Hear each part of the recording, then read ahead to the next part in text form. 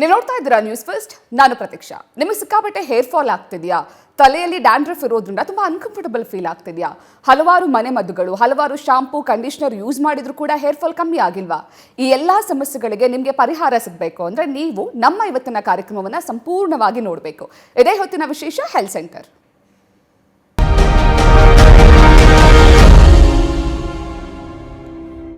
ಇವತ್ತಿನ ನಮ್ಮ ಕಾರ್ಯಕ್ರಮದಲ್ಲಿ ಆಸಮ್ ಎಸ್ಥೆಟಿಕ್ ಕ್ಲಿನಿಕ್ನ ಸಿಇಒ ಆಗಿರುವಂತಹ ಮಾನಸ ಜೈರಾಮ್ ಅವರು ಇದ್ದಾರೆ. ಬನ್ನಿ ಅವ್ರನ್ನ ಕಾರ್ಯಕ್ರಮಕ್ಕೆ ವೆಲ್ಕಮ್ ಮಾಡಿಕೊಂಡು ಕಾರ್ಯಕ್ರಮ ಶುರು ಮಾಡೋಣ. Welcome to the show. ನಮಸ್ತೆ. ಈ ಹೇರ್ ಫಾಲ್ ಸಮಸ್ಯೆ ಮುಂಚೆ ಎಲ್ಲ ತುಂಬ ಲೆಂತಿ ಹೇರ್ ಬಿಡ್ತಾ ಇದ್ರು, ತುಂಬ ದಟ್ಟವಾಗಿ ಕೂದಲು ಬೆಳೀತಾ ಇತ್ತು. ಇವಾಗೆಲ್ಲ ತುಂಬ ಶಾರ್ಟ್ ಹೇರ್ಗಳಾಗ್ಬಿಟ್ಟಿದೆ. ತುಂಬ ಜನ ಕೇಳಿರಲಿಲ್ಲ ಹೇರ್ ಫಾಲ್ ಆಗುತ್ತೆ, ಮೇಂಟೈನ್ ಮಾಡೋಕ್ಕಾಗ್ತಿಲ್ಲ, ಸೊ ಹಾಗಾಗಿ ಹೇರ್ ಕಟ್ ಮಾಡಿಸ್ತಿದ್ವಿ ಅಂತ. ಈಗಂತೂ ತುಂಬ ಚಿಕ್ಕ ವಯಸ್ಸಿಗೆ ಹೇರ್ ಫಾಲ್ ಶುರುವಾಗಿದೆ. ಒಂದಷ್ಟು ಜನಕ್ಕೆ ಸ್ಟ್ರೆಸ್ಸು, ಪೊಲ್ಯೂಷನ್ ಅಂತ ಹೇಳ್ತಾರೆ. ಸಾಮಾನ್ಯವಾಗಿ ಈ ಹೇರ್ ಫಾಲ್ ಜಾಸ್ತಿ ಆಗಿರೋದಕ್ಕೆ ಸಮಸ್ಯೆ ಏನು, ಜೊತೆಗೆ ಯಾವ್ಯಾವ ಕಾರಣಗಳಿಂದ ಹೇರ್ ಫಾಲ್ ಆಗುತ್ತೆ ಮಹಿಳೆಯರಲ್ಲಿ ಅಥವಾ ಪುರುಷರಲ್ಲಿ? ಸೊ ಹೇರ್ ಫಾಲ್ ಅನ್ನೋದು ಯಾರಿಗೆ ಇರಲಿ, ಪ್ರತಿಯೊಬ್ಬರಿಗೂ ಹೇರ್ ಫಾಲ್ ಅನ್ನೋದನ್ನ ನಾವು ನೋಡ್ತಾ ಇರ್ತೀವಿ. ಇವಾಗ ಯಾವುದೇ ಒಂದು ಮನೆ ತೊಗೊಂಡ್ರು ಒಬ್ರಿಗಾದರೂ ಹೇರ್ ಫಾಲ್ ಅನ್ನೋದು ನಾವು ನೋಡ್ತಾ ಇರ್ತೀವಿ. ಏನಕ್ಕೆ ಈ ಹೇರ್ ಫಾಲ್ ಅನ್ನೋದು ಇವಾಗ ಕಾಮನ್ ಆಗಿ ನಾವು ಪ್ರತಿಯೊಬ್ಬರಲ್ಲಿ ನೋಡ್ತಾ ಇರ್ತೀವಿ ಅಂತಂದರೆ, ನಮ್ಮ ಹೇರ್ ಫಾಲಿಕಲ್ ಬಂದ್ಬಿಟ್ಟು ಒಂದು ಮಿನಿ ಆರ್ಗನ್ ಥರ. ಸೊ ನಾವು ತಿನ್ನುವಂಥ ಆಹಾರ ಏನಿರುತ್ತೆ, ನಮ್ಮ ಬಾಡಿ ಫಸ್ಟು ನಾವು ತಿನ್ನುವಂಥ ಆಹಾರನ ನ್ಯೂಟ್ರಿಯೆಂಟ್ಸ್ ಏನಿರುತ್ತೆ ಎಸೆನ್ಷಿಯಲ್ ಆರ್ಗನ್ಸ್ಗೆ ಕೊಡ್ತಾ ಇರುತ್ತೆ. ಫಸ್ಟ್ ಅಂದರೆ ಹಾರ್ಟ್ ಇರ್ಬೋದು, ಲಿವರ್ ಇರ್ಬೋದು. ಸೊ ಫಸ್ಟು ಅದಕ್ಕೆ ಕೊಡುತ್ತೆ. ಲಾಸ್ಟ್ ಪ್ರಿಯಾರಿಟಿ ಬಂದ್ಬಿಟ್ಟು ಹೇರ್ ಫಾಲಿಕಲ್ಗಿರುತ್ತೆ. ಹಾಗಾಗಿ ನಮ್ಮ ದೇಹದಲ್ಲಿ ಏನಾದರೂ ಒಂದು ಸಣ್ಣ ಬದಲಾವಣೆ ಆದರೂ, ಇಲ್ಲ ನಾವೇನಾದರೂ ಸರಿಯಾಗಿ ತಿಂದಿಲ್ಲ ಅಂತಂದರೆ ಫಸ್ಟು ಇಂಪ್ಯಾಕ್ಟ್ ಆಗೋದೆ ಹೇರ್ ಫಾಲಿಕಲ್ಗೆ. ಸೊ ಇವಾಗ ಉದಾಹರಣೆಗೆ ಒಂದು ಫಸ್ಟ್ ಎಕ್ಸಾಂಪಲ್ ಅಂತ ತೊಗೊಂಡ್ರೆ ಆಹಾರ ಪದ್ಧತಿ. ಇವಾಗ ಆಹಾರದಲ್ಲಿ ತಿನ್ನೋದು ಬಿಟ್ಬಿಡಿ, ನಾವು ಆಹಾರ ಏನು ಬರ್ತಾ ಇರುತ್ತೆ ಅದೇ ನಮಗೆ ಕೆಮಿಕಲ್ಸ್ ಇರುತ್ತೆ ಜಾಸ್ತಿ. ಸೊ ಅದರಿಂದನೂ ನಾವು ಸರಿಯಾಗಿ ತಿಂದಿರೋ ಕಾರಣ ಹೇರ್ ಫಾಲ್ ಜಾಸ್ತಿ ಆಗ್ತಾ ಇರುತ್ತೆ. ಇವಾಗಿನ ಜನ್ರೇಷನ್ ಹೇಗೆ ಅಂತಂದರೆ ಬ್ಯುಸಿ ಲೈಫ್ ಇರ್ತಾರೆ, ಅಂದರೆ ತುಂಬ ವರ್ಕ್ ಪ್ರೆಷರಲ್ಲಿ ಸರಿಯಾಗಿ ತಿಂತಾ ಇರಲ್ಲ. ತಿಂದ್ರೂ ಕೂಡ ಆದಷ್ಟು ಜಂಕ್ ಫುಡ್ಸ್ ತಿಂತಾ ಇರ್ತಾರೆ, ಹೆಲ್ದಿ ತಿಂತಾ ಇರಲ್ಲ. ಸೊ ಈ ಕಾರಣದಿಂದ ನ್ಯೂಟ್ರಿಷನಲ್ ಡಿಫಿಷಿಯನ್ಸಿ ಏನಾದರೂ ಆದರೆ ಮೇಜರ್ ಇಂಪ್ಯಾಕ್ಟ್ ಆಗೋದು ಹೇರ್ ಫಾಲಿಗೆ.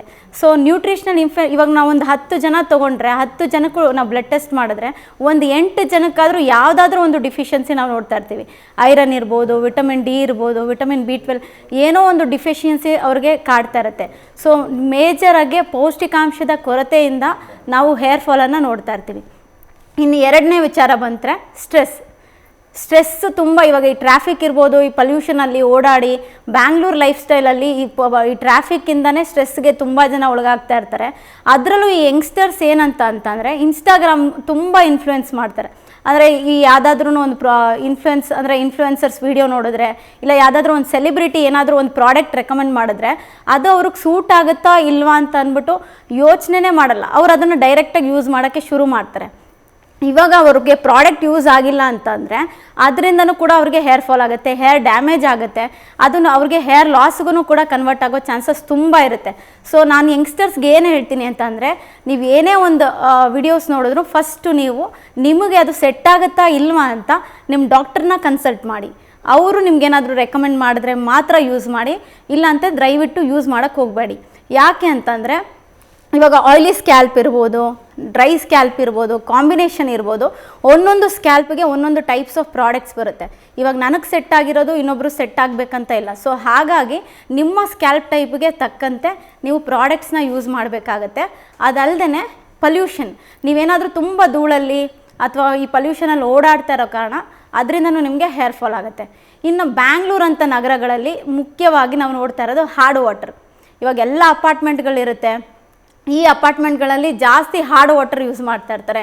ಸೊ ಇದರಿಂದನೂ ಕೂಡ ನಿಮಗೆ ಮೇಜರಾಗಿ ಡ್ಯಾಂಡ್ರಫ್ ಬರೋ ಸಾಧ್ಯತೆ ಇರುತ್ತೆ. ಡ್ಯಾಂಡ್ರಫ್ ಬಂದಾಗ ಏನಾಗುತ್ತೆ, ನಿಮ್ಮ ಹೇರ್ ಫಾಲಿಕಲ್ ಸುತ್ತ ಅದು ಅಕ್ಯುಮುಲೇಟ್ ಆದಾಗ ನೀವು ತಿನ್ನುವಂಥ ನ್ಯೂಟ್ರಿಯೆಂಟ್ಸ್ ನಿಮ್ಮ ಬಾಡಿ ಅಬ್ಸರ್ವೇ ಮಾಡಲ್ಲ. ಸೊ ಹಾಗಾಗಿ ಅದು ಬ್ಲಾಕೇಜ್ ಥರ ಇರುತ್ತೆ. ಈ ಡ್ಯಾಂಡ್ರಫ್ ನೀವೇನಾದರೂ ಟ್ರೀಟ್ ಮಾಡಿಲ್ಲ ಅಂತಂದರೆ ಅದು ಜಾಸ್ತಿ ಆಗ್ತಾ ನಿಮಗೆ ಹೇರ್ ಫಾಲನ್ನು ನಾವು ನೋಡ್ತಾ ಇರ್ತೀವಿ. ಇನ್ನು ಮಹಿಳೆಯರ ವಿಚಾರಕ್ಕೆ ಬಂದರೆ ಹಾರ್ಮೋನಲ್ ಇಂಬ್ಯಾಲೆನ್ಸ್ ಇರ್ಬೋದು, PCOD, ಮೆನೋಪಾಸ್, ಈ ಥರ ಟೈಮಲ್ಲಿ ಅವ್ರಿಗೆ ಮೆನೋಪಾಸ್ ಟೈಮಲ್ಲೂ ಕೂಡ ಹೇರ್ ಫಾಲ್ ಇರುತ್ತೆ. ಸೊ ಇದೆಲ್ಲ ಮೇಜರ್ ರೀಸನ್ಸ್ ನಾವು ನೋಡ್ತಾ ಬರ್ತಾ ಇರ್ತೀವಿ ಹೇರ್ ಫಾಲ್ಗೆ. ಇದೆಲ್ಲ ಮುಖ್ಯ ಕಾರಣಗಳಂತ ಹೇಳ್ಬೋದು. ಲೈಫ್ ಸ್ಟೈಲ್ ನಾವು ಸರಿಯಾಗಿ ಇಟ್ಕೊಂಡಿಲ್ಲ ಅಂತಂದರೆ, ಸೆಡೆಂಟ್ರಿ ಲೈಫ್ ಸ್ಟೈಲ್ ನಾವೇನಾದರೂ ಮಾಡ್ತಿದ್ರೆ ಇದರಿಂದ ನಮಗೆ ಮೇಜರಾಗಿ ಹೇರ್ ಫಾಲ್ ಆಗ್ತಾ ಇರುತ್ತೆ. ಈಗ ಆಸ್ ಯು ಸೆಡ್ ಬೆಂಗಳೂರಲ್ಲಿ ಪೊಲ್ಯೂಷನ್ ಜಾಸ್ತಿ ಆ್ಯಂಡ್ ಸುಮಾರು ಅಪಾರ್ಟ್ಮೆಂಟಲ್ಲಿ ಎಸ್ಪೆಷಲಿ ನಗರಗಳಲ್ಲಿ ಹಾರ್ಡ್ ವಾಟರ್ ಯೂಸ್ ಮಾಡಲೇಬೇಕು, ಬೇರೆ ಆಪ್ಷನ್ ಇಲ್ಲ. ಆ್ಯಂಡ್ ಮೋರ್ ಓವರ್ ಕೆಲವೊಂದ್ಸಲ ವರ್ಕ್ ಸ್ಟ್ರೆಸ್ ಕಮ್ಮಿ ಮಾಡ್ಕೊಳ್ಳೋಕ್ಕೂ ಆಗಲ್ಲ. ಸೊ ಸ್ಟ್ರೆಸ್ ಇರುತ್ತೆ, ಪೊಲ್ಯೂಷನ್ ಅವಾಯ್ಡ್ ಮಾಡೋಕ್ಕಾಗಲ್ಲ, ಹಾರ್ಡ್ ವಾಟರ್ ಅವಾಯ್ಡ್ ಮಾಡೋಕ್ಕಾಗಲ್ಲ. ಇಂತಹ ಸಂದರ್ಭದಲ್ಲಿ ಹೇರ್ ಫಾಲ್ ಕಮ್ಮಿ ಆಗದೆ ಇರೋದಕ್ಕೆ ಏನು ಮಾಡಬಹುದು ನಾವು ಹಾಗಾದರೆ? ಓಕೆ, ಇವಾಗ ಮುಖ್ಯವಾಗಿ ಸ್ಟ್ರೆಸ್ ಮ್ಯಾನೇಜ್ಮೆಂಟ್ ಮಾಡ್ಕೊಬೋದು. ಇವಾಗ ನಾವು ನೋಡ್ತಾ ಇರ್ತೀವಿ ಪ್ರತಿಯೊಬ್ಬರು ಮೊಬೈಲ್ಗೆ ಅಡಿಕ್ಟ್ ಆಗಿರ್ತಾರೆ. ಇವಾಗ ರೀಲ್ಸ್ ನೋಡ್ತಾನೆ ಇರ್ತಾರೆ ಕಂಪ್ಲೀಟ್ಲಿ. ಅದರಿಂದ ರಾತ್ರಿ ಮಲಗೋದು ತಡ ಆಗುತ್ತೆ, ಬೆಳಗ್ಗೆ ಹೇಳೋದು ಕೂಡ ತಡ ಆಗ್ತಾ ಇರುತ್ತೆ. ಸೊ ಯಾರೇ ಒಬ್ರು ಸ್ಟ್ರೆಸ್ನ ಮ್ಯಾನೇಜ್ಮೆಂಟ್ ಮಾಡ್ಕೊಳ್ಬೇಕು. ಅಂದರೆ ಯಾರಿಗೂ ಸ್ಟ್ರೆಸ್ ಇಲ್ಲದೆ ಇರೋಕ್ಕಾಗಲ್ಲ, ಸ್ಟ್ರೆಸ್ ಅನ್ನೋದು ಇದ್ದೇ ಇರುತ್ತೆ. ಅದನ್ನು ನಾವು ಹೇಗೆ ಮ್ಯಾನೇಜ್ ಮಾಡ್ತೀವಿ ಅನ್ನೋದು ತುಂಬ ಇಂಪಾರ್ಟೆಂಟ್ ಆಗುತ್ತೆ. ಯಾವುದಾದ್ರೂ ಒಂದು ಫಿಸಿಕಲ್ ಸ್ಪೋರ್ಟನ್ನು ನೀವು ನಿಮ್ಮ ಲೈಫಲ್ಲಿ ಇನ್ಕ್ಲೂಡ್ ಮಾಡ್ಕೊಬೇಕು. ಕ್ರಿಕೆಟ್ ಇರ್ಬೋದು, ಬ್ಯಾಡ್ಮಿಂಟನ್ ಇರ್ಬೋದು, ನಿಮಗೆ ಯಾವುದು ಇಂಟ್ರೆಸ್ಟ್ ಇರುತ್ತೋ ನಿಮ್ಮ ಪ್ಯಾಷನ್ ತಕ್ಕಂಗೆ ನೀವು ಯಾವುದಾದ್ರೂ ಒಂದು ಫಿಸಿಕಲ್ ಸ್ಪೋರ್ಟ್ನ ನೀವು ಇಂಪ್ಲಿಮೆಂಟ್ ಮಾಡ್ಕೊಬೇಕಾಗತ್ತೆ. ಅದಲ್ಲದೆ ನೀವೇನಾದ್ರೂ ಹಾರ್ಡ್ ವಾಟರ್ ಇದೆ ಅಂತಂದರೆ ನಿಮ್ಮ ಅಪಾರ್ಟ್ಮೆಂಟಲ್ಲಿ ಇಂಪ್ಲಾಂಟ್ನ ನೀವು ಮಾಡ್ಕೊಬೇಕು. ಇಲ್ಲ ಅಂತಂದರೆ ಕುಡಿಯೋ ನೀರು ಯಾವುದು ಫಿಲ್ಟರ್ ಆಗಿರುತ್ತೆ ಅಟ್ಲೀಸ್ಟ್ ಅದನ್ನಾದರೂ ನೀವು ಸ್ಕ್ಯಾಲ್ಪ್ಗೆ ಬಳಸ್ತಾ ಇದ್ದರೆ ಇದರಿಂದ ನಿಮಗೆ ಸ್ವಲ್ಪ ಮಟ್ಟಿಗೆ ನೀವು ಹೇರ್ ಫಾಲ್ನ ತಡೆಗಟ್ಬೋದು. ಇನ್ನು ಸಾಮಾನ್ಯವಾಗಿ ಮನೆಯಲ್ಲಿ ಅಮ್ಮಂದರು ಅಥವಾ ಅಜ್ಜಿಯಂದರು ಹೇಳ್ತಾರೆ, ಕೂದಲು ಉದುರ್ತಾ ಇದೆ ಅಂದರೆ ಸರಿಯಾಗಿ ತಲೆಗೆ ಎಣ್ಣೆ ಹಾಕು, ಒಂದಿನ ಬಿಟ್ಟು ಅಟ್ಲೀಸ್ಟ್ ಒಂದಿನ ತಲೆಗೆ ಎಣ್ಣೆ ಹಾಕು, ಹೇರ್ ಫಾಲ್ ಕಮ್ಮಿ ಆಗುತ್ತೆ ಅಂತ. ಹೌದಾ? ಹಾಗಾದರೆ ತಲೆಗೆ ಎಣ್ಣೆ ಬಳಸೋದ್ರಿಂದ ನಿಜವಾಗ್ಲೂ ಹೇರ್ ಫಾಲ್ ಕಮ್ಮಿ ಆಗುತ್ತಾ? ಯಾವ ರೀತಿಯಾಗಿ ಬಳಸ್ಬೇಕು? ಬಿಕಾಸ್ ತುಂಬ ಜನ ರಾತ್ರಿ ಎಣ್ಣೆ ಹಾಕಿ ಬೆಳಗ್ಗೆವರೆಗೂ ಬಿಟ್ಟು ಬೆಳಗ್ಗೆ ಎದ್ದು ತಲೆ ಸ್ನಾನ ಮಾಡ್ತಾರೆ. ಸೊ ಸರಿಯಾದ ಪದ್ಧತಿ ಯಾವುದು ಹಾಗಾದರೆ? ಖಂಡಿತವಾಗ್ಲೂ ಎಷ್ಟೊಂದು ಜನ ಏನಂತಂದರೆ ಎಣ್ಣೆ ಹಚ್ಚೋದ್ರಿಂದ ಕೂದಲು ಉದ್ರೋದು ನಿಲ್ಲುತ್ತೆ ಅನ್ನೋದು ಎಷ್ಟೊಂದು ಜನಕ್ಕಿರುವಂಥ ಅಭಿಪ್ರಾಯ. ಅದು ಖಂಡಿತ ತಪ್ಪು. ಇವಾಗ ನಿಮ್ಗೆ ಏನಾದರೂ ಡ್ಯಾಂಡ್ರಫ್ ಇದೆ ಅಂತಂದರೆ ನೀವೇನಾದರೂ ಎಣ್ಣೆ ಹಚ್ಚಿದ್ರೆ ಇನ್ನೂ ನಿಮಗೆ ಡ್ಯಾಂಡ್ರಫ್ ಜಾಸ್ತಿ ಟ್ರಿಗರ್ ಆಗುತ್ತೆ. ಸೊ ಅದರಲ್ಲೂ ಆಯಿಲಿ ಸ್ಕ್ಯಾಲ್ಪ್ ಇರೋರು ಆಯಿಲನ್ನು ಬಳಕೆ ಮಾಡಲೇಬಾರ್ದು. ಅದರಲ್ಲಿ ಈ ಡ್ರೈ ಸ್ಕ್ಯಾಲ್ಪ್ ಇರೋರು ವಾರಕ್ಕೆ ಒಂದು ಸತಿ, ಅದು ಒಂದು 20 ನಿಮಿಷ, ಒಂದು ಅರ್ಧ ಗಂಟೆ ಬಿಟ್ಟು ತಲೆ ಸ್ನಾನ ಮಾಡಬೇಕು. ಕೆಲವರು ಹೇಗೆ ಅಂತಂದರೆ ರಾತ್ರಿ ಅಪ್ಲೈ ಮಾಡಿ ನೆಕ್ಸ್ಟ್ ಡೇ ಅವರು ಹೇರ್ ವಾಶ್ ಮಾಡೋ ಥರ ಇರುತ್ತೆ. ಖಂಡಿತವಾಗ್ಲೂ ಆ ಥರ ಮಾಡಬೇಡಿ. ಆಯಿಲಿ ಸ್ಕ್ಯಾಲ್ಪ್ ಇರೋರು ತಿಂಗಳಿಗೆ ಒಮ್ಮೆ ಅವರು ಈ ಲೆಂತ್ಗೆ ಮಾತ್ರ ಅವರು ಆಯಿಲ್ನ ಅಪ್ಲೈ ಮಾಡಿ, ಸ್ಕ್ಯಾಲ್ಪಿಗೆ ಟಚ್ ಆಗದೆ ಇರೋ ಥರ ಲೆಂತ್ಗೆ ಅಪ್ಲೈ ಮಾಡಿ ಒಂದು 20 ಮಿನಿಟ್ಸ್ ಆದಮೇಲೆ ಅವರು ಹೇರ್ ವಾಶನ್ನು ಮಾಡ್ಬೋದು. ಡ್ರೈ ಸ್ಕ್ಯಾಲ್ಪ್ ಇರೋರು ಒಂದು 1 ಅವರ್ವರೆಗೂ ಅವರು ಸ್ಕ್ಯಾಲ್ಪಿಗೆ ಅಂದರೆ ಆಯಿಲ್ ಅಪ್ಲೈ ಮಾಡಿ ಒಂದು 5 ರಿಂದ 6 ನಿಮಿಷ ಮಸಾಜ್ ಮಾಡಿ ಅದಾದಮೇಲೆ ಅವರು ಹೇರ್ ವಾಶ್ ಮಾಡಬೇಕು. ಸೊ ಅದು ಕೂಡ ಅವ್ರ ಸ್ಕ್ಯಾಲ್ಪ್ ಟೈಪ್ ತಕ್ಕಂತೆ ಅವರು ಶ್ಯಾಂಪೂಸ್ನ ಬಳಕೆ ಮಾಡಬೇಕಾಗತ್ತೆ. ಇನ್ನು ಕೆಲವೊಬ್ರು ಪ್ರತಿದಿನ ತಲೆ ಸ್ನಾನ ಮಾಡ್ತಾರೆ, ತುಂಬ ಬಿಸಿ ನೀರನ್ನು ಬಳಸಿ ತಲೆ ಸ್ನಾನ ಮಾಡ್ತಾರೆ. ಸಾಮಾನ್ಯವಾಗಿ ಹೇಳ್ತಾರೆ ತುಂಬ ಹಾಟ್ ವಾಟರ್ನ ಯೂಸ್ ಮಾಡಬಾರ್ದು ತಲೆ ಸ್ನಾನ ಮಾಡಬೇಕಾದ್ರೆ ಅಂತ. ಸೊ ಪ್ರತಿದಿನ ಸ್ನಾನ ಮಾಡೋದ್ರಿಂದ ಅಥವಾ ಆ ಥರ ತುಂಬ ಬಿಸಿ ನೀರನ್ನು ತಲೆಗೆ ಬಳಸೋದ್ರಿಂದ ಕೂಡ ಹೇರ್ ಫಾಲ್ ಆಗುತ್ತಾ ಹಾಗಾದರೆ? ಆಯಿಲಿ ಸ್ಕ್ಯಾಲ್ಪ್ ಇರೋರಿಗೆ ಡೈಲಿ ಹೇರ್ ವಾಶ್ ಮಾಡೋದು ರೆಕಮೆಂಡ್ ಮಾಡ್ತೀವಿ. ಇನ್ ಕೇಸ್ ಅವ್ರಿಗೆ ಡೈಲಿ ಈ ವೆದರ್ಗೆ ಅವರು ಡೈಲಿ ಮಾಡೋಕ್ಕಾಗಲ್ಲ ಅಂತಂದರೆ ಆಲ್ಟರ್ನೇಟ್ ಡೇಸಲ್ಲಿ ಅಂದರೆ ಒಂದಿನ ಬಿಟ್ಟು ಒಂದಿನ ಅವರು ಹೇರ್ ವಾಶ್ ಮಾಡ್ಕೊಬೋದು. ಇನ್ನು ಡ್ರೈ ಸ್ಕ್ಯಾಲ್ಪ್ ಇರೋರು ವಾರಕ್ಕೆ 2 ರಿಂದ 3 ಬಾರಿ ಹೇರ್ ವಾಶ್ ಮಾಡ್ಬೋದು ಅವರು ಕಂಪ್ಲೀಟಾಗಿ. ಇನ್ನು ನಮ್ಗೆ ಹೆಣ್ಮಕ್ಳಿಗೆ ಹೇರ್ ಸ್ಟೈಲ್ ಮಾಡ್ಕೊಳ್ಳೋದು ಕ್ರೇಜ್. ಒಂದೊಂದು ಔಟ್ಫಿಟ್ಗೆ ಒಂದೊಂದು ರೀತಿ ಹೇರ್ ಸ್ಟೈಲ್ ಮಾಡ್ಕೊಳ್ತೀವಿ. ಸಾಮಾನ್ಯವಾಗಿ ಹೇರ್ ಸ್ಟ್ರೈಟ್ನಿಂಗ್ ಮಾಡ್ಕೊಳ್ಳೋದು, ಕರ್ಲ್ ಮಾಡ್ಕೊಳ್ಳೋದು, ಬಿಸ್ಲಿಗೆ ಹೋಗಿ ತಲೆ ಒಣಸ್ಕೊಳ್ಳೋಷ್ಟು ಟೈಮ್ ಇಲ್ಲ, ಸೊ ಡ್ರೈಯರ್ ಯೂಸ್ ಮಾಡೋದು. ಸೊ ಈ ರೀತಿ ಪದೇ ಪದೇ ಸ್ಟ್ರೈಟ್ನಿಂಗ್ ಮಾಡಿಸೋದು ಅಥವಾ ಕರ್ಲ್ ಮಾಡಿಸೋದು, ಬಿಕಾಸ್ ಬಿಸಿ ಯಾವಾಗಲೂ ಕೂದಲಿಗೆ ಹೋಗ್ತಾ ಇರುತ್ತೆ. ಸೊ ಅದರಿಂದ ಕೂಡ ಹೇರ್ ಫಾಲ್ ಆಗೋ ಸಮಸ್ಯೆ ಏನಾದರೂ ಇದೆಯಾ ಹಾಗಾದರೆ? ಹೇರ್ ಡ್ರೈ ಅನ್ನೋದು ನಾವು ಅಕೇಶ್ನಲಿ ಯೂಸ್ ಮಾಡಿದ್ರೆ ಒಳ್ಳೆಯದು. ಏನಂತಂದರೆ ನಾವು ಜಾಸ್ತಿ ರೆಗ್ಯುಲರಾಗಿ ಯೂಸ್ ಮಾಡ್ತಾ ಇದ್ದರೆ ನಮ್ಮ ಹೇರಲ್ಲಿರುವಂಥದ್ದು ಮಾಯ್ಶ್ಚರ್ನ ಕಂಪ್ಲೀಟಾಗಿ ಅಬ್ಸರ್ವ್ ಮಾಡುತ್ತೆ. ಯಾಕೆ ಅಂತಂದರೆ ನಮ್ಮ ಹೇರ್ ಬಂದ್ಬಿಟ್ಟು 95% ಪ್ರೋಟೀನಿಂದ ಆಗಿರುತ್ತೆ. ಸೊ ನಾವಿವಾಗ ಹೇರ್ ಡ್ರೈಯರು ನಾವು ಏನಾದರೂ ಅದನ್ನು ಯೂಸ್ ಮಾಡ್ತಾ ಇದ್ದರೆ ಮಾಯ್ಶ್ಚರ್ ಕಂಟೆಂಟ್ ಹೋಗುತ್ತೆ. ಆವಾಗ ನಮ್ಮ ಕೂದಲಿಗೆ ಜಾಸ್ತಿ ಡ್ಯಾಮೇಜ್ ಆಗೋ ಸಾಧ್ಯತೆ ಇರುತ್ತೆ. ಮಾಯ್ಶ್ಚರ್ ಇಲ್ಲ, ಅದು ಒಂದು ಬ್ಯಾರಿಯರೇ ಹೋದರೆ ನಾವು ಏನಾದರೂ ಪಲ್ಯೂಷನಲ್ಲಿ ಓಡಾಡಿದ್ರೆ ಏನಾದರೂ ಒಂದು ಡಿಫಿಷಿಯನ್ಸಿ ಆದರೆ ತಿನ್ನಿಂಗ್ ಜಾಸ್ತಿ ಆಗೋಕ್ಕೆ ಕಾರಣ ಆಗುತ್ತೆ. ಸೊ ಆದಷ್ಟು ರೆಗ್ಯುಲರಾಗಿ ಯೂಸ್ ಮಾಡ್ದೇನೆ ಅಕೇಶ್ನಲಿ ಯೂಸ್ ಮಾಡೋದು ಒಳ್ಳೆಯದು. ಇನ್ನು ಈ ಕೂದಲಿಗೆ ಹೇರ್ ಕಲರ್ ಮಾಡೋದು, ಮುಂಚೆ ಎಲ್ಲ ಗ್ರೇ ಹೇರ್ಸ್ ಬಂತು ಅಂದರೆ ಮೆಹಂದಿನ ಅರಿದ್ಬಿಟ್ಟು ತಲೆಗೆ ಹಚ್ಕೋಬೇಕು ಅಂತ ಹೇಳ್ತಾ ಇದ್ರು. ಇವಾಗೆಲ್ಲ ಟ್ರೆಂಡ್ ಚೇಂಜ್ ಆಗಿಬಿಟ್ಟಿದೆ. ಎವ್ರಿ ಡೇ ಹೇರ್ ಕಲರಿಂಗ್ ಮಾಡ್ತಾರೆ, ಸ್ಟೈಲಿಗೆ ತಕ್ಕನಾಗಿ ಕಲರ್ ಹಾಕ್ತಾ ಇರ್ತಾರೆ. ಸೊ ಆ ರೀತಿ ಕೆಮಿಕಲ್ಸ್ ಯೂಸ್ ಮಾಡೋದ್ರಿಂದ ತಲೆ ಕೂದಲಿಗೆ ಹೇರ್ ಫಾಲ್ ಆಗುತ್ತಾ ಅಥವಾ ಬೇರೆ ಏನಾದರೂ ಸಮಸ್ಯೆ ಆಗುತ್ತಾ ಹೇರ್ಸ್ಗೆ? ಓಕೆ, ಇದನ್ನು ಆ್ಯಕ್ಚುಲಿ ನಾನು ಅಡ್ರೆಸ್ ಮಾಡಲೇಬೇಕಾಗುತ್ತೆ. ತುಂಬ ಜನ ಏನು ಮಾಡ್ತಾರೆ, ಹೇರ್ ಡೈನ ನಾವು ಜಾಸ್ತಿ ಹೊತ್ತು, ಇವಾಗ ಬಿಳಿ ಕೂದಲಿಗೆ ಹೇರ್ ಡೈಯಿಂಗ್ ಪ್ರತಿಯೊಬ್ಬರು ಮಾಡ್ಕೊತಾ ಇರ್ತಾರೆ. ಸೊ ಹೇರ್ ಡೈ ನಾವು ಜಾಸ್ತಿ ಹೊತ್ತು ತಲೆಯಲ್ಲಿ ಇಡೋದ್ರಿಂದ ಅದು ಜಾಸ್ತಿ ಕಪ್ಪಾಗುತ್ತೆ ಅನ್ನೋದು ಒಂದು ಮಿತ್ತಿದೆ. ಸೊ ನೀವು ಜಾಸ್ತಿ ತಲೆಯಲ್ಲಿ ಹೇರ್ ಡೈನ ಬಿಟ್ಟಾಗ ಅದು ನಿಮ್ಮ ಸ್ಕಿನ್ ಅಬ್ಸರ್ವ್ ಮಾಡ್ತಾ ಬರುತ್ತೆ. ಸೊ ಇದರಿಂದ ನಿಮಗೆ ಕ್ಯಾನ್ಸರ್ಗೂ ಕೂಡ ಕನ್ವರ್ಟ್ ಆಗೋ ಚಾನ್ಸಸ್ ತುಂಬ ಇರುತ್ತೆ. ಆದಷ್ಟು ನೀವೇನಾದರೂ ಹೇರ್ ಡೈ ಅಪ್ಲೈ ಮಾಡ್ತಾ ಇದ್ದೀರಾ ಅಂದರೆ 15 ಮಿನಿಟ್ಸ್ ನಿಮ್ಮ ಸ್ಕ್ಯಾಲ್ಪಲ್ಲಿ ಇಟ್ಕೊಂಡು ಅದಾದಮೇಲೆ ನೀವು ಹೇರ್ ವಾಶ್ ಮಾಡಬೇಕಾಗತ್ತೆ. ಮತ್ತು ನೀವೇನಾದರೂ ಹೇರ್ ಸ್ಟ್ರೈಟ್ನಿಂಗ್, ಕಲರಿಂಗ್ ಮಾಡಿಸ್ಬೇಕಂತ ಇದ್ದೀರಾ, ಮತ್ತು ಕೆರಾಟಿನ್ ಮಾಡಿಸ್ಬೇಕಂತ ಇದ್ದೀರಾ, ಖಂಡಿತ ಇವಾಗಿನ ಜನ್ರೇಷನ್ ಅದು ತುಂಬ ಇಷ್ಟಪಡ್ತಾರೆ. ಸೊ ಮಾಡಿಸ್ಕೋಬೋದು. ಒಂದು ಒಳ್ಳೆ ಪ್ರೊಫೆಷ್ನಲ್ ವೇಯಲ್ಲಿ ನಾವು ಮಾಡಿಸ್ಕೊಬೇಕಾಗತ್ತೆ. ಕರೆಕ್ಟಾಗಿರೋ ಪ್ರಾಡಕ್ಟ್ಸ್ ಯೂಸ್ ಮಾಡಬೇಕು. ಸೊ ಈ ಸ್ಕ್ಯಾಲ್ಪ್ ಏನಿರುತ್ತೆ ಇದನ್ನು ಟಚ್ ಮಾಡಿದೆ ಸೊ ಲೆಂತ್ಗೆ ಅವರು ಅಪ್ಲೈ ಮಾಡ್ಕೊಳ್ಳೋದ್ರಿಂದ, ಲೆಂತ್ ಕಲರ್ ಮಾಡಿಸೋದ್ರಿಂದ ಯಾವುದೇ ರೀತಿ ಡ್ಯಾಮೇಜ್ ಇರಲ್ಲ. ಸೊ ಪ್ರೊಫೆಷ್ನಲ್ ವೇಯಲ್ಲಿ ಮಾಡಿದ್ರೆ ಮಾತ್ರ ನಿಮ್ಗೆ ಯಾವುದೇ ರೀತಿ ತೊಂದರೆ ಇರೋದಿಲ್ಲ.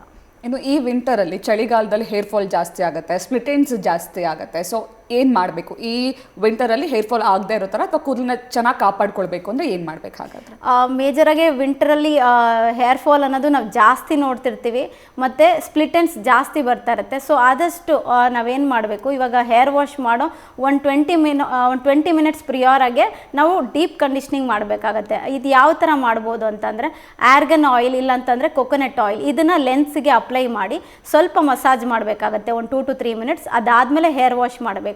ಇನ್ ಕೇಸ್ ನಾವೇನಾದ್ರೂ pillow covers, cotton pillow covers ಏನಾದರೂ ಯೂಸ್ ಮಾಡ್ತಾ ಇದ್ರೆ ಅದನ್ನು ಸಿಲ್ಕ್ ಪಿಲ್ಲೋ ಕವರ್ಸ್ಗೆ, ಅಂದರೆ ದಿಮ್ ಕವರ್ ನಾವೇನು ಯೂಸ್ ಮಾಡ್ತಾ ಇದ್ದೀವಿ ಅದನ್ನು ಸಿಲ್ಕ್ ಪಿಲ್ಲೋ ಕವರ್ಸ್ ನಾವು ಯೂಸ್ ಮಾಡಬೇಕಾಗತ್ತೆ.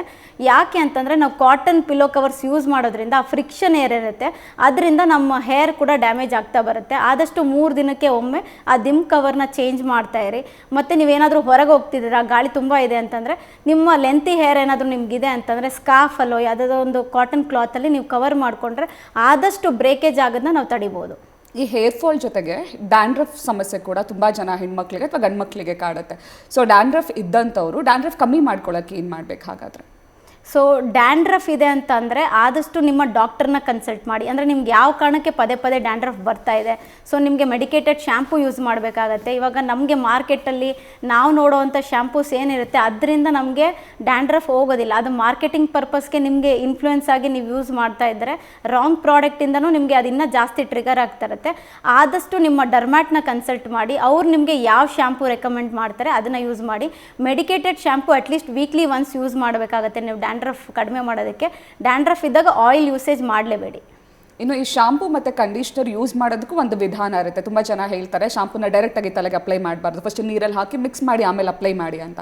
ಸೊ ಹಾಗಾದರೆ ಸರಿಯಾದ ರೀತಿಯಲ್ಲಿ ಶಾಂಪೂ ಮತ್ತು ಕಂಡೀಷ್ನರ್ ಬಳಸುವ ವಿಧಾನ ಯಾವುದು ಹಾಗಾದರೆ? ಓಕೆ, ಮೆಡಿಕೇಟೆಡ್ ಶ್ಯಾಂಪು ನಾವೇನು ಹೇಳ್ತೀವಿ ಅದನ್ನು ನಾವು ಡೈರೆಕ್ಟಾಗಿ ಸ್ಕ್ಯಾಲ್ಪ್ಗೆ ಅಪ್ಲೈ ಮಾಡಲೇಬೇಕಾಗತ್ತೆ. ಇನ್ನು ಕೆಲವು ರೆಗ್ಯುಲರ್ ಶ್ಯಾಂಪು ಏನಿರುತ್ತೆ ಸ್ವಲ್ಪ ವಾಟರ್ ಕ್ವಾಂಟಿಟಿಯಲ್ಲಿ ನಾವು ಮಿಕ್ಸ್ ಮಾಡ್ಬೋದು. ಯಾಕೆಂತಂದರೆ ಏನಾದರೂ ಹಾರ್ಶ್ ಕೆಮಿಕಲ್ಸ್ ಇದ್ದರೆ ಸ್ವಲ್ಪ ವಾಟ್ರಲ್ಲಿ ಡೈಲ್ಯೂಟ್ ಆದರೆ ಅಷ್ಟು ಎಫೆಕ್ಟ್ ಮಾಡೋದಿಲ್ಲ ಅಂತ. ಸೊ ಮೆಡಿಕೇಟೆಡ್ ಶ್ಯಾಂಪು ನಾವು ಡೈರೆಕ್ಟ್ ಸ್ಕ್ಯಾಲ್ಪ್ಗೆ ವಿತೌಟ್ ಎನಿ ಡೈಲ್ಯೂಷನ್ ನಾವು ಅಪ್ಲೈ ಮಾಡ್ತೀವಿ. ರೆಗ್ಯುಲರ್ ಶ್ಯಾಂಪು ಸ್ವಲ್ಪ ನಾವು ವಾಟರ್ ಹಾಕಿ ಮಿಕ್ಸ್ ಮಾಡಿ ಸೊ ಅದನ್ನು ಕ್ಲೆನ್ಸ್ ಮಾಡೋಕ್ಕೆ ಯೂಸ್ ಮಾಡ್ಬೋದು. ಇನ್ನು ಈಗ ಪುರುಷರಲ್ಲಿ ಮಾತನಾಡೋದಾದರೆ, ಪುರುಷರಲ್ಲಿ ತುಂಬ ಚಿಕ್ಕ ವಯಸ್ಸಿಗೆ ಹೇರ್ ಫಾಲ್ ಜಾಸ್ತಿ ಆಗೋಕ್ಕೆ ಶುರು ಆಗ್ಬಿಟ್ಟಿದೆ. ಸೊ ಅದಕ್ಕೆ ಕಾರಣ ಏನು ಹಾಗಾದರೆ? ಸೊ ಮಹಿಳೆಯರಿಗೂ ಮತ್ತು ಪುರುಷರಿಗೂ ಏನು ವ್ಯತ್ಯಾಸ ಅಂತಂದರೆ, ಸೊ ಇವಾಗ ನಾವು ಮಹಿಳೆಯರಲ್ಲಿ ಹೇರ್ ಥಿನ್ನಿಂಗ್ ಅನ್ನೋದು ಜಾಸ್ತಿ ನೋಡ್ತಾ ಇರ್ತೀವಿ. ಯಾಕೆ ಅಂತಂದರೆ ಅವರು ಹೇರ್ ಫಾಲಿಕಲ್ಸ್ನ ಈಸ್ಟ್ರೋಜನ್ ಅನ್ನೋ ಒಂದು ಹಾರ್ಮೋನ್ ಪ್ರೊಟೆಕ್ಟ್ ಮಾಡ್ತಾ ಇರುತ್ತೆ. ಅದೇ ಪುರುಷರಲ್ಲಿ ಏನಂತ ಅಂದರೆ DHT ಅನ್ನೋ ಹಾರ್ಮೋನ್ ತುಂಬ ಇಂಪಾರ್ಟೆಂಟ್, ಅಂದರೆ ಇದು ಒಂದು ಪವರ್ಫುಲ್ ಹಾರ್ಮೋನ್ ಅಂತ ಹೇಳ್ಬೋದು. ಇನ್ ಕೇಸ್ ಏನಾದರೂ ಇದು DHT ಜಾಸ್ತಿ ಆಗ್ತಾ ಹೋಯ್ತಂತಂದರೆ ಹೇರ್ ಫಾಲಿಕಲ್ ತುಂಬ ವೀಕ್ ಆಗ್ತಾ ಬರುತ್ತೆ. ಇವಾಗ ಒಂದು ರೂಟಲ್ಲಿ 2 ಫಾಲಿಕಲ್ ಇರ್ಬೋದು, 3 ಫಾಲಿಕಲ್ ಇರ್ಬೋದು. ಅದು ನಿಮಗೆ DHT ಇನ್ಕ್ರೀಸ್ ಆಗ್ತಾ ಇದ್ದರೆ ಅದು ತೆಳು ಆಗ್ತಾ ಬರುತ್ತೆ. ಇವಾಗ 2 ಇರೋದು 1 ಆಗುತ್ತೆ, 1 ಇರೋದು ಈ ಸರ್ಟನ್ ಲೆವೆಲ್ ಹೋದಾಗ ನಿಮ್ಗೆ ಅಲ್ಲಿಂದ ಕೂದಲು ಬರದೇ ಇರೋವಂಥ ಚಾನ್ಸಸ್ಸೇ ಇರುತ್ತೆ. ಸೊ ಹಾಗಾಗಿ ನಾವು ಇವಾಗ ಹೇರ್ ಫಾಲ್ ಅಂತ ಬಂದಾಗ ಪುರುಷರಲ್ಲಿ ಜಾಸ್ತಿ ಬಾಳ್ನೆಸ್ಸನ್ನು ನೋಡ್ತೀವಿ, ಮಹಿಳೆಯರಲ್ಲಿ ಬಾಳ್ನೆಸ್ ಅಂತ ಅನ್ನೋದಿಲ್ಲ, ಡಿಫ್ಯೂಸ್ ಥಿನ್ನಿಂಗ್ ಅಂತಂದರೆ ಈ ಸೆಂಟ್ರ್ ಪಾರ್ಟಿಷನ್ ಏನಿರುತ್ತೆ ಇಲ್ಲಿ ತೆಳು ಆಗ್ತಾ ಬರುತ್ತೆ, ಇಲ್ಲಾಂದರೆ ಈ ನತ್ತಿ ಭಾಗದ ಹತ್ರ ತೆಳು ಆಗ್ತಾ ಬರುತ್ತೆ. ಸೊ ತೆಳುವಿಕೆನ ನಾವು ಮಹಿಳೆಯರಲ್ಲಿ ನೋಡ್ತೀವಿ, ಇದು ಬಾಳ್ನೆಸ್ನ ನಾವು ಪುರುಷರಲ್ಲಿ ನೋಡ್ತೀವಿ. ನಾವಾಗಲೇ ಮಾತನಾಡ್ತಾ ಇದ್ವಿ ಹೇರ್ ಫಾಲ್ ಬಗ್ಗೆ, ಯಾವ್ಯಾವೆಲ್ಲ ಕಾರಣಗಳಿಂದ ಹೇರ್ ಫಾಲ್ ಆಗುತ್ತೆ ಅಂತ. ಹಾಗಾದರೆ ಹೇರ್ ಫಾಲ್ಗೆ ಸರಿಯಾದ ಚಿಕಿತ್ಸೆಗಳು ಇದೆಯಾ? ಹಾಗಾದರೆ ಯಾವ ರೀತಿ ಟ್ರೀಟ್ಮೆಂಟನ್ನು ತೊಗೊಳ್ಬಹುದು ಹೇರ್ ಫಾಲ್ ಕಮ್ಮಿ ಮಾಡ್ಕೊಳ್ಳೋದಕ್ಕೆ ಅಥವಾ ಡ್ಯಾಂಡ್ರಫನ್ನು ಕಮ್ಮಿ ಮಾಡ್ಕೊಳ್ಳೋದಕ್ಕೆ? ಖಂಡಿತ ಇದೆ. ಇವಾಗ ಹೇರ್ ಫಾಲ್ ಆಗ್ತಾ ಇದೆ ಅಂತ ಅಂದರೆ ಫಸ್ಟು ಇವಾಗ ಅವ್ರು ಹೇಳಿದ್ರು ಇವ್ರು ಹೇಳಿದ್ರು ಅಂತ ಅಂದ್ಬಿಟ್ಟು ಪ್ರಾಡಕ್ಟ್ಸು ಅದು ಇದು ನೀವೆಲ್ಲ ಯೂಸ್ ಮಾಡಿ ಆಮೇಲೆ ಡಾಕ್ಟ್ರ್ ಹತ್ರ ಹೋಗೋದಕ್ಕಿಂತ ಫಸ್ಟೇ ಡಾಕ್ಟ್ರ್ ಹತ್ರ ಹೋಗಿ. ಯಾರಿಗಾದರೂ ಹೇರ್ ಫಾಲ್ 2 ರಿಂದ 3 ವಾರ ದಿನದಿಂದ ದಿನಕ್ಕೆ ಹೇರ್ ಫಾಲ್ ಹೆಚ್ಚಾಗ್ತಾ ಇದೆ ಅಂತಂದರೆ ನಿಮ್ಮ ಡಾಕ್ಟ್ರನ್ನ ಕನ್ಸಲ್ಟ್ ಮಾಡಿ ನಿಮಗೆ ಏನು ಸೂಟಬಲ್ ಇದೆ ಆ ಟ್ರೀಟ್ಮೆಂಟನ್ನು ತೊಗೊಳ್ಳಿ. ಎಷ್ಟೊಂದು ಸತಿ ನಿಮಗೆ ಒಂದು ಸಣ್ಣ ಪ್ರಾಡಕ್ಟ್ಸಲ್ಲೇ ಆ ಹೇರ್ ಫಾಲ್ ಸ್ಟಾಪ್ ಆಗ್ಬೋದು, ಇಲ್ಲಾಂದರೆ ನಿಮ್ಗೆ ಯಾವುದಾದ್ರೂ ಒಂದು ಪ್ರಾಪರ್ ಬ್ಯಾಲೆನ್ಸ್ ಡಯಟನ್ನು ಅವ್ರು ನಿಮಗೆ ಗೈಡ್ ಮಾಡಿದ್ರು ಹೇರ್ ಫಾಲ್ ಸ್ಟಾಪ್ ಆಗುತ್ತೆ. ಲಾಸ್ಟಲ್ಲಿ ಹೋಗೋದಕ್ಕಿಂತ ಫಸ್ಟ್ ಪ್ರಿಯಾರಿಟಿ ನೀವು ಡಾಕ್ಟರ್ ಕನ್ಸಲ್ಟೇಷನ್ ತೊಗೊಳ್ಳೋದು ತುಂಬ ಇಂಪಾರ್ಟೆಂಟ್ ಆಗುತ್ತೆ. ಇನ್ನು ನಮ್ಮಲ್ಲಿ ಬರೋರಿಗೆ ನಾವು ಫಸ್ಟು ರೂಟ್ ಕಾಸನ್ನು ಫೈಂಡ್ ಔಟ್ ಮಾಡ್ತೀವಿ, ಏನು ಕಾರಣಕ್ಕೆ ಅವ್ರಿಗೆ ಹೇರ್ ಫಾಲ್ ಆಗ್ತಾ ಇದೆ.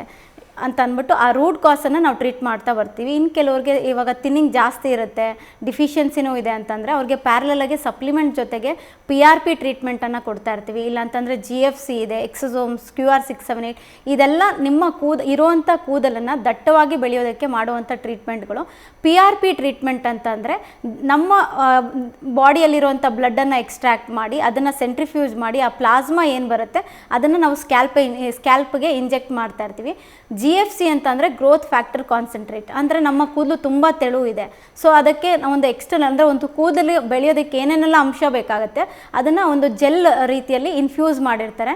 ಅದಕ್ಕೆ ನಮ್ಮ ಬ್ಲಡ್ಡನ್ನು ಹಾಕಿ ಇನ್ಫ್ಯೂಸ್ ಮಾಡಿ ಸೆಂಟ್ರಿಫ್ಯೂಸ್ ಮಾಡಿದಾಗ ಸೊ ಆ ಪ್ಲಾಸ್ಮಾ ಏನು ಲಾಸ್ಟಲ್ಲಿ ಬಂದಿರುತ್ತೆ ಅದರಲ್ಲಿ ಗ್ರೋತ್ ಫ್ಯಾಕ್ಟರ್ಸನ್ನು ಕಂಟೆಂಟ್ ಇರುತ್ತೆ. ಅದನ್ನು ನಾವು ಸ್ಕ್ಯಾಲ್ಪಿಗೆ ಇಂಜೆಕ್ಟ್ ಮಾಡಿದಾಗ ನಿಮ್ಮ ಕೂದಲು ದಟ್ಟವಾಗಿ ಬೆಳೆಯುತ್ತೆ. ಸೊ ಈ ಟ್ರೀಟ್ಮೆಂಟ್ಗಳು ನಾವು ಹೇರ್ ಫಾಲ್ಗೆ ಟ್ರೀಟ್ ಮಾಡೋದಕ್ಕೆ ಇರುತ್ತೆ. ಫಾರ್ ಎಕ್ಸಾಂಪಲ್ ನಿಮ್ಗೆ ಏನಾದರೂ ಡ್ಯಾಂಡ್ರಫ್ ಇದೆ, ಸೊ ಉದಾಹರಣೆ ನಿಮ್ಗೆ ಡ್ಯಾಂಡ್ರಫ್ ಇದೆ ಅಂತ ಅಂದರೆ ಆ ಡ್ಯಾಂಡ್ರಫ್ ನಿಮಗೆ ಮೆಡಿಕೇಟೆಡ್ ಶ್ಯಾಂಪೂಲಿ ಹೋದರೆ ಮೈಲ್ಡ್ ಆಗಿದ್ದರೆ ನಿಮಗೆ ಶ್ಯಾಂಪೂನ ಸಜೆಸ್ಟ್ ಮಾಡ್ತಾರೆ. ಇನ್ ಕೇಸ್ ಏನಾದರೂ ಜಾಸ್ತಿ ಇದೆ ಅಂತ ಅಂದರೆ ಅದಕ್ಕೆ HFT ಟ್ರೀಟ್ಮೆಂಟ್ ಅಂತ ನಾವು ಸಜೆಸ್ಟ್ ಮಾಡ್ತೀವಿ. ಇನ್ನು ಈಗ ಪುರುಷರಲ್ಲಿ ನೀವಾಗಲೇ ಹೇಳಿದಾಗೆ ಬೊಕ್ಕತಲೆ ಸಮಸ್ಯೆ ಹೆಚ್ಚಾಗಿ ಕಾಣಿಸ್ಕೊಳ್ಳುತ್ತೆ. ಇವಾಗಂತೂ ತುಂಬ ಚಿಕ್ಕ ವಯಸ್ಸಿಗೆ ಕಾಣಿಸ್ಕೊಳ್ಳೋಕೆ ಶುರು ಆಗ್ಬಿಟ್ಟಿದೆ. ಮುಂಚೆ ಎಲ್ಲ ವಯಸ್ಸು ಆದ ನಂತರ ಕಾಣಿಸ್ಕೊಳ್ತಾ ಇತ್ತು. ಸೊ ಹಾಗಾಗಿ ಈ ಬೊಕ್ಕತಲೆ ಇರುವಂಥವ್ರಿಗೆ ಯಾವ ರೀತಿ ಚಿಕಿತ್ಸೆ ಇದೆ? ನೀವು ಹೇಳ್ದಂಗೆ ಮುಂಚೆ ಎಲ್ಲ ನಾವು ವಯಸ್ಸಾದಮೇಲೆ ಬೊಕ್ಕತಲೆ ಸಮಸ್ಯೆನ ನೋಡ್ತೇವೆ. ಇವಾಗಿನ ಜನ್ರೇಷನ್ ನೀವು ನೋಡಿದ್ರೆ ಒಂದು 25-30 ಇಯರ್ಸ್ಗೆ ಬಾಳ್ನೆಸ್ ಅನ್ನೋದು ನಾವು ನೋಡ್ತಾ ಇರ್ತೀವಿ.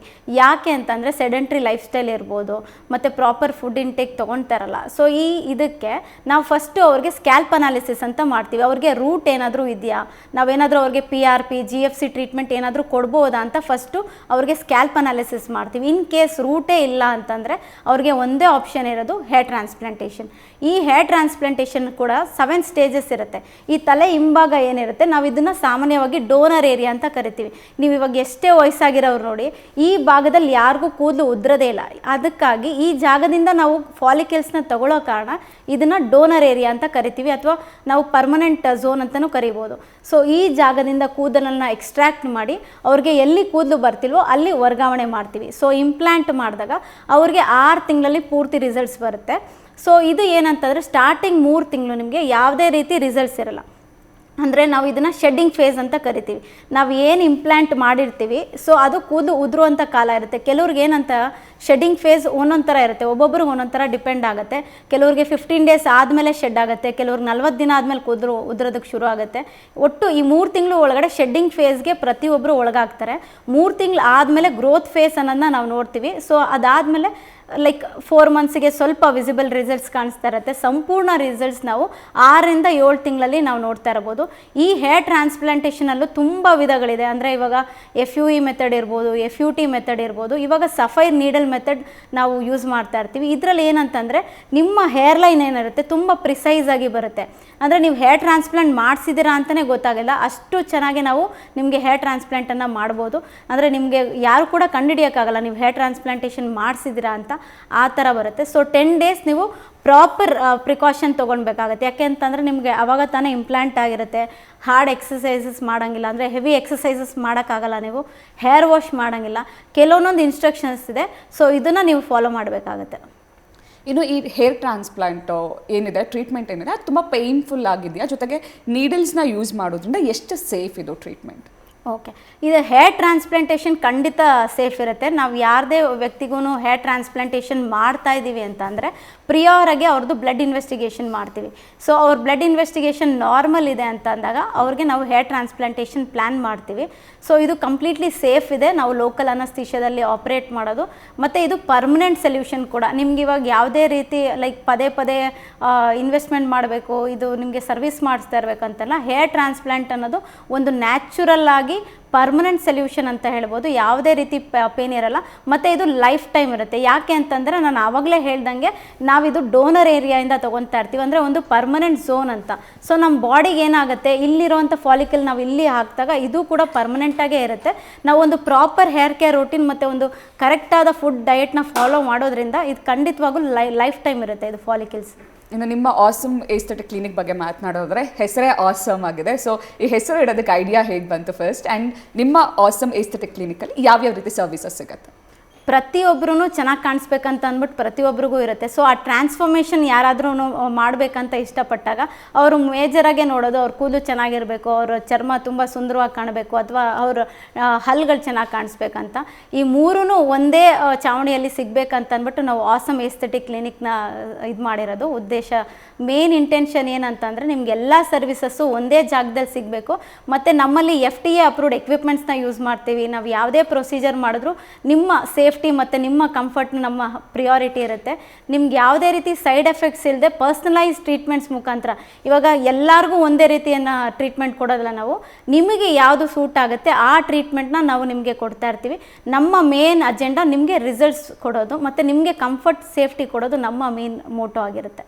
ಈಗಂತೂ ಸಿಕ್ಕಾಪಟ್ಟೆ ಸಲೂನ್ಸ್ಗಳು ಓಪನ್ ಆಗಿದೆ. ಸಲೂನ್ಸಲ್ಲೇ ಸ್ಕಿನ್ ಮತ್ತು ಹೇರ್ ಟ್ರೀಟ್ಮೆಂಟ್ಗಳು ಸಿಗುತ್ತೆ. ಸೊ ಹಾಗಾಗಿ ಬೇರೆ ಎಸ್ಥೆಟಿಕ್ ಕ್ಲಿನಿಕ್ಗಳಿಗೆ ಕಂಪೇರ್ ಮಾಡಿದರೆ ಆಸಮ್ ಎಸ್ಥೆಟಿಕ್ ಕ್ಲಿನಿಕ್ ಎಷ್ಟು ವಿಭಿನ್ನವಾಗಿದೆ? ಎಷ್ಟೊಂದು ಜನಕ್ಕೆ ಏನಂತಂದರೆ ಇವಾಗ ಮಾರ್ಕೆಟಲ್ಲಿ ತುಂಬ ಎಸ್ಥೆಟಿಕ್ ಕ್ಲಿನಿಕ್ ಇರುತ್ತೆ, ತುಂಬ ಸಲೂನ್ಸ್ ಇರುತ್ತೆ, ಎಲ್ಲಿ ಹೋಗ್ಬೇಕು ಅನ್ನೋದೇ ಜನಕ್ಕೆ ಕನ್ಫ್ಯೂಷನ್ ಇರುತ್ತೆ.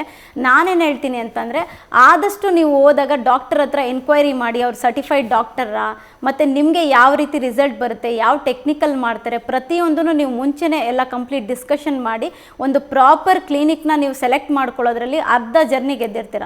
ಸೊ ಒಂದು ಟ್ರಾನ್ಸ್ಫಾರ್ಮೇಷನಲ್ಲಿ 50% ನೀವು ಸೆಲೆಕ್ಟ್ ಮಾಡ್ಕೊಳ್ಳೋ ಕ್ಲಿನಿಕ್ ಮೇಲೆ ಇರುತ್ತೆ, ಇನ್ನು 50% ಟ್ರೀಟ್ಮೆಂಟಲ್ಲಿರುತ್ತೆ. ಸೊ ನೀವು ಸೆಲೆಕ್ಟ್ ಮಾಡ್ಕೊಳ್ಳೋ ಜಾಗನ ದಯವಿಟ್ಟು ನೀವು ಯೋಚನೆ ಮಾಡಿ ಸೆಲೆಕ್ಟ್ ಮಾಡ್ಕೊಬೇಕಾಗತ್ತೆ. ಪ್ರಾಪರ್ ಡರ್ಮ್ಯಾಟ್ ಇದ್ದಾರಾ, ನಿಮಗೆ ಟ್ರೀಟ್ಮೆಂಟ್ ಕೊಡ್ತಾರೆ ಅದು ಡಾಕ್ಟರನ ಅಂತ ಕಂಪ್ಲೀಟಾಗಿ ನೀವು ಅನಲೈಸ್ ಮಾಡಿ ಅದನ್ನ ಕ್ಲಿನಿಕ್ನ ನೀವು ಸೆಲೆಕ್ಟ್ ಮಾಡಬೇಕಾಗತ್ತೆ. ಎಸ್, ಗೌತಮ್ ಅಂತ ಒಬ್ರು ಕರೆ ಮಾಡಿದ್ದಾರೆ, ಮಾತನಾಡ್ಸೋಣ. ನಮಸ್ತೆ ಗೌತಮ್. ಮೇಡಮ್, ನನ್ನ ಧ್ವನಿ ಕೇಳಿಸ್ತಿದ್ಯಾ? ಕೇಳಿಸ್ತಿದೆ ಮೇಡಮ್. ನಮಸ್ತೆ. ಹೇಳಿ ಗೌತಮ್, ನಿಮ್ಗೆ ಯಾವ ರೀತಿ ಸಮಸ್ಯೆ ಇದೆ? ಮೇಡಮ್, ನನ್ನ ವಯಸ್ಸು 28 ವರ್ಷ. ನನಗೆ ಕೂದಲು ಉದುರ್ತಾ ಇದೆ, ಸ್ವಲ್ಪ ಮುಂದೆನೂ ಸ್ವಲ್ಪ ಹೋಗಿದೆ. ಸೊ ಹಂಗಾಗಿ ಟಿವಿ ನೋಡ್ತಿದ್ನಲ್ಲ, ಸೊ ಅದ್ರ ಬಗ್ಗೆ ಮಾಹಿತಿ ತಿಳ್ಕೊಳಕ್ ಕಾಲ್ ಮಾಡಿದೆ. ಓಕೆ, ಮನಸ್ಸು ಖಂಡಿತ ಅವರ ಗೌತಮ್, ನಿಮಗೆ ಇವಾಗ ಮುಂದೆಗಡೆ ಹೇರ್ ಲೈನ್ ಹೋಗಿದೆ ಅಂತಂದ್ರಲ್ಲ, ನಿಮಗೆ ರೂಟ್ಸ್ ಇದೆಯಾ ಇಲ್ಲಾಂದ್ರೆ ಯಾವ ರೀತಿ ಇದೆ? ಅಲ್ಲಿ ಕೂದಲು ಏನಾದರೂ ಇದೆಯಾ, ಇಲ್ಲ ನಿಮಗೆ ಚರ್ಮ ಥರ ಕಾಣಿಸುತ್ತಾ, ಯಾವ ರೀತಿ ಇದೆ? ಚರ್ಮ ಥರ ಕಾಣಿಸುತ್ತೆ ಮೇಡಮ್. ಓಕೆ, ನಿಮಗೆ ಇವಾಗ ಹೇರ್ ಟ್ರಾನ್ಸ್ಪ್ಲಾಂಟೇಷನ್ ಒಂದೇ ಆಪ್ಷನ್ ಇರುತ್ತೆ. ಯಾಕೆ ಅಂತಂದರೆ ಇವಾಗ ನಮ್ಮಲ್ಲಿರುವಂಥ ಟ್ರೀಟ್ಮೆಂಟ್ PRP ಎಲ್ಲ ಏನಿರುತ್ತೆ ಅದು ರೂಟ್ ಇದ್ದರೆ ಮಾತ್ರನೇ ವರ್ಕ್ ಆಗೋದು. ಇವಾಗ ನಿಮಗೆ ರೂಟೇ ಇಲ್ಲ ಅಂತಂದಾಗ ನಾವು ಹೇರ್ ಟ್ರಾನ್ಸ್ಪ್ಲಾಂಟೇಷನ್ ಮಾಡಬೇಕಾಗತ್ತೆ. ಖಂಡಿತವಾಗ್ಲೂ ನೀವು ಮುಂಚೆ ಯಾವ ರೀತಿ ಇದ್ರೋ ಅದೇ ರೀತಿಯಲ್ಲಿ ನಾವು ಮಾಡ್ಬೋದು. ಯಾಕೆಂದರೆ ಈಗಿನ ಜನ್ರೇಷನಲ್ಲಿ ಏನಾಗಿದೆ, ಒಂದು 27-26 ಇಯರ್ಸ್ಗೆ ನಾವು ಬಾಳ್ನೆಸ್ಸನ್ನು ನೋಡ್ತಾ ಇದ್ದೀವಿ. ಎಷ್ಟೊಂದು ಜನ ಅದಕ್ಕೆ ಸ್ಟ್ರೆಸ್ಗೆ ಇದಾಗ್ತಾ ಇರ್ತಾರೆ. ನಮ್ಮಲ್ಲಿ ಬರುವಂಥ ಕ್ಲೈಂಟ್ಸು ಮದುವೆ ಸೆಟ್ ಆಗ್ತಿಲ್ಲ, 28 ಇಯರ್ಸ್ಗೆ ಹುಡುಗಿ ತುಂಬ ರಿಜೆಕ್ಟ್ ಮಾಡ್ತಿದ್ದಾರೆ ಅಂತ ಅಂದ್ಬಿಟ್ಟು ಆ ಕಾರಣದಿಂದನೂ ತುಂಬ ಸ್ಟ್ರೆಸ್ ಆಗಿರುತ್ತೆ. ಖಂಡಿತವಾಗ್ಲೂ ನೀವು ಯಾವ ರೀತಿ ಮುಂಚೆ ಹೇರ್ ಸ್ಟೈಲ್ ಇತ್ತೋ ಅದೇ ರೀತಿ ಹೇರ್ ಲೈನ್ ನೀವು ಪಡ್ಕೊಳ್ಬೋದು. ಥ್ಯಾಂಕ್ ಯು ಗೌತಮ್, ನ್ಯೂಸ್ ಫಸ್ಟ್ಗೆ ಕರೆ ಮಾಡಿದ್ದಕ್ಕೆ. ಈಗ ಹೇರ್ ಟ್ರಾನ್ಸ್ಪ್ಲಾಂಟ್ ಆದಮೇಲೆ ಹುಡುಗರು ಅದನ್ನು ಯಾವ ರೀತಿ ಆರೈಕೆ ಮಾಡ್ಕೊಳ್ಬೇಕು, ಯಾವ ರೀತಿ ಮೇಂಟೈನ್ ಮಾಡಬೇಕು? ಬಿಕಾಸ್ ಯಾವುದೇ ಟ್ರೀಟ್ಮೆಂಟ್ ಆದರೂ ಒಂದ್ಸಲ ಟ್ರೀಟ್ಮೆಂಟ್ ತೊಗೊಂಡ ತಕ್ಷಣ ಅದು ರಿಸಲ್ಟ್ ಬರುತ್ತೆ ಅನ್ನೋದು ಸುಳ್ಳು. ಅದನ್ನ ನಾವು ಸರಿಯಾಗಿ ಆರೈಕೆ ಮಾಡ್ಕೊಂಡು ಹೋಗಬೇಕು. ಸೊ ಹೇರ್ ಟ್ರಾನ್ಸ್ಪ್ಲಾಂಟ್ ಆದಮೇಲೆ ಯಾವ ರೀತಿ ಆರೈಕೆ ಮಾಡಬೇಕು ಕೂದಲು? ಮೊದಲನೇ 10 ದಿನ ಗ್ರಾಫ್ಟ್ ತುಂಬ ಇದು ಸೆನ್ಸಿಟಿವ್ ಇರುತ್ತೆ. ಸೊ ನಾವು ಹಾಗಾಗಿ ಏನಾದರೂ ಮನೆಯಿಂದ ಹೊರಗಡೆ ಹೋಗ್ತಾ ಇದ್ದೀವಿ ಅಂತಂದರೆ ಸರ್ಜಿಕಲ್ ಕ್ಯಾಪನ್ನು ಬಳಸಬೇಕಾಗತ್ತೆ. ಸೊ ಹೆಡ್ ವಾಶ್ ಮಾಡೋಂಗಿರಲ್ಲ. ಸೊ ಎವ್ರಿ 1 hour ಒನ್ಸ್ ಅಥವಾ ಒಂದು ಅರ್ಧ ಗಂಟೆಗೆ ನಾವು ನಾರ್ಮಲ್ ಸಲೈನ್ನ ಅವ್ರಿಗೆ ಸ್ಪ್ರೇ ಮಾಡ್ಕೊಳ್ಳೋದು ಕೊಟ್ಟಿರ್ತೀವಿ. ಸೊ ಅವ್ರು ಏನಾದರೂ ಟೆಂಪಲ್ ರೀಜನ್ ಏನಾದರೂ ಮಾಡಿಸ್ಕೊಂಡಿದ್ರೆ ಅವರು ಅಟ್ಲೀಸ್ಟ್ ಒಂದು 3 days ಸ್ಟ್ರೈಟಾಗಿ ಮಲ್ಕೊಳ್ಬೇಕಾಗತ್ತೆ. ಅಂದರೆ ಸೈಡ್ ವೇಸ್ ಮಲ್ಕೊಳ್ಳೋಂಗಿಲ್ಲ.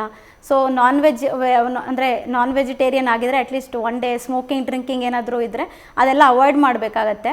ಮತ್ತು ಅವರು ಹೇರ್ ಕಂಪ್ಲೀಟ್ಲಿ ಬರೋದಕ್ಕೆ ಆಲ್ಮೋಸ್ಟ್ ಒಂದು 6-7 months ಆಗುತ್ತೆ. ಎವ್ರಿ ಮಂತ್ ಅವರು PRP ಅಥವಾ GFC ಟ್ರೀಟ್ಮೆಂಟ್ನ ತೊಗೊಳ್ತಾ ಇದ್ದರೆ ಅವ್ರಿಗೆ ಇಂಪ್ಲಾಂಟ್ ಮಾಡಿರೋ ಹೇರ್ ಅಲ್ಲದೆ ಅವ್ರಿಗೆ ಎಕ್ಸಿಸ್ಟಿಂಗ್ ಹೇರ್ ಕೂಡ ಡೆವಲಪ್ ಆಗುತ್ತೆ. ಕಂಪ್ಲೀಟಾಗಿ ಈ ಪ್ರೊಸೀಜರ್ನ ಅವ್ರು ಫಾಲೋ ಮಾಡಬೇಕಾಗತ್ತೆ.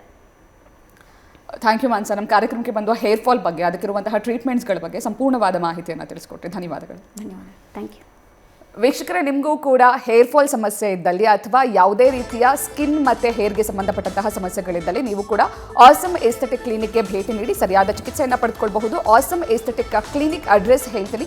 Number 719 2nd floor 2nd stage west of Chord road, Basaveshwara Nagar, Bengaluru. Phone number ಹೇಳ್ತೀನಿ, ನೋಟ್ ಮಾಡ್ಕೊಳ್ಳಿ. 9620911112. ಮತ್ತೊಂದು ಸಂಖ್ಯೆ 9620911115. ನ್ಯೂಸ್ ಫಸ್ಟ್, ನಿರ್ಭೀತಿಯಿಂದ ನಿಮ್ಮ ಪರವಾಗಿ.